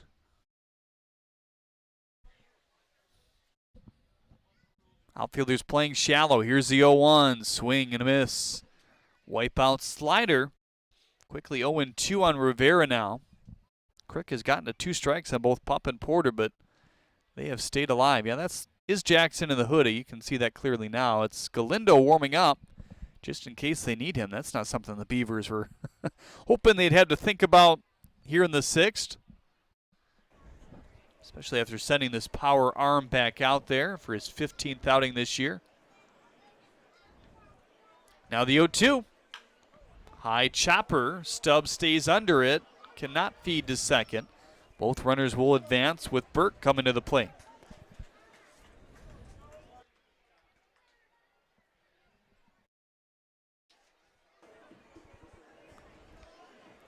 Good decision by Stubbs just to tag up at first, let the runners advance instead of throwing over to second in case the ball gets away and runners would come around and score. See what Joe Burke can do. He's 0 for 2 in today's contest. And Burke, another guy in his last 10 games, he's not logged an extra base hit. He's due as the slider is over the top for strike one. 5 home runs, 2 doubles, 15 RBIs for this powerful righty. Has some wind blowing out to right center field right now. You can see it in the trees as well. One swing could tie it. Here's the 0-1. Pounded foul, the 92-mile-an-hour fastball. The old saying in baseball, one swing of the bat, that's all it takes. Pup on third, Porter on second. Back-to-back singles after the 3 and assisted out advanced him to there.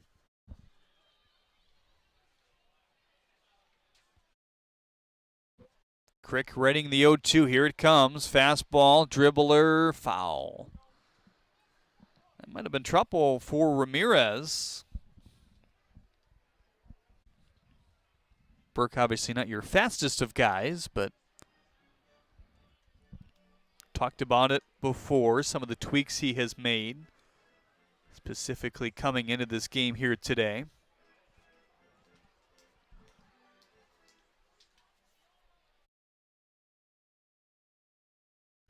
Just looking to break out of this funk. Physical tools are there. He still has good batting practices, just looking to carry it into the game. 0-2, lifted foul. That's something that his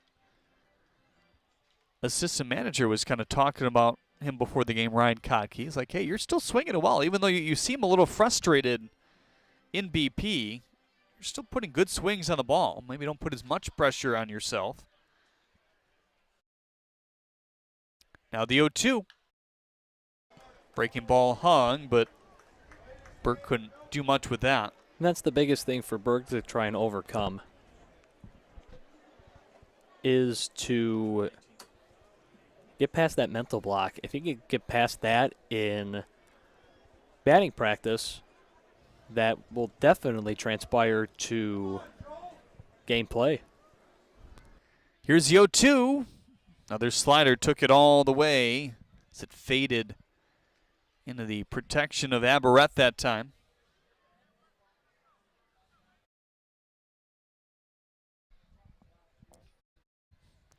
Burke is a guy that sees a lot of breaking balls. We've talked about that before as well. Here's the 1-2, pounded on the ground to Guzman. Feeds to third, and now they have Porter in a pickle. They're going to slap the tag on him for the second out. Pup will score, makes it a 3-1 game with 2 outs here in the 6th. Nothing like a little pickle situation in a ball game. Because of that pickle, you can pick up a half-off pickle pizza at Sherwood Brewing Company tomorrow, not too far away from the ballpark. Josh Hines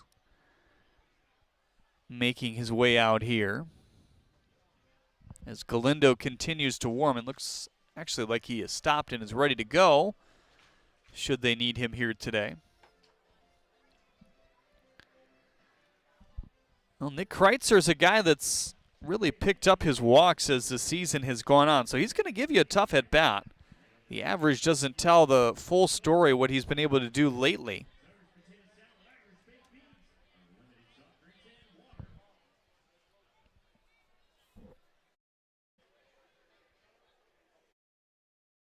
So Joe Burke stands at first.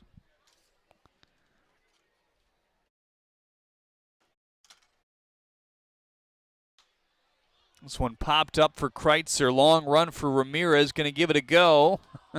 if it means the third out, but it does end up in the second row. Kreitzer today is single in the second and a strikeout in the fourth. Here's a young man that comes down with the ball. Big smile for him. Always great to get a souvenir at the ballpark.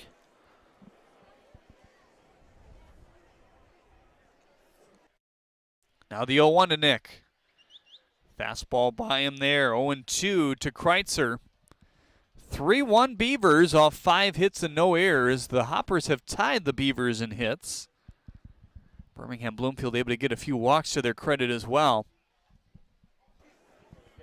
Down to the last strike.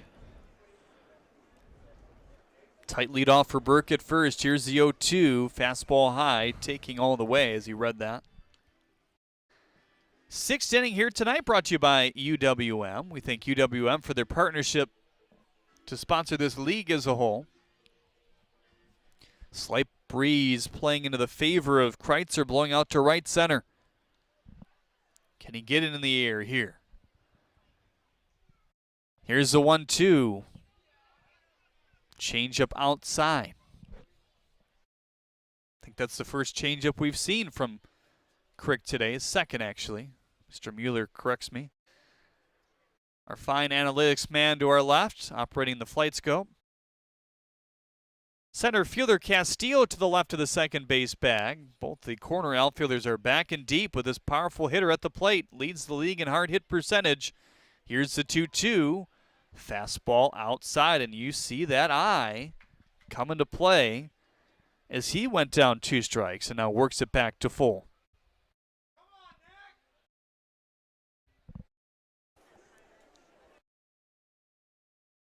18 walks, 24 strikeouts coming into play here today. World of a difference from the way he started. Burke off on the pitch, the 3-2, walked him. And some more power coming up in Schellenbarger. And now the go-ahead, the walk-off run is now coming up to the plate in Schellenbarger. He is 1 for 2 today, singled earlier in the contest.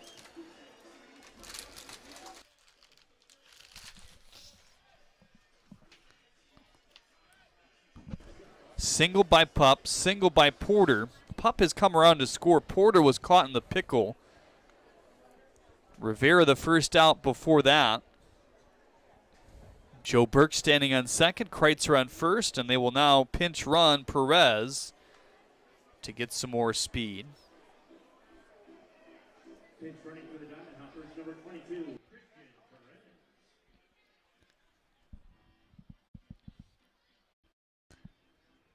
So a ball out would give the Hoppers a lead. Boy, the Beavers would be sour about that. They've seemed like had a control on this whole game so far here today, despite the tight score. Here's the first pitch to Schellenbarger. Popped up down the third baseline. Ramirez giving it a long look again, but scoots over the dugout foul.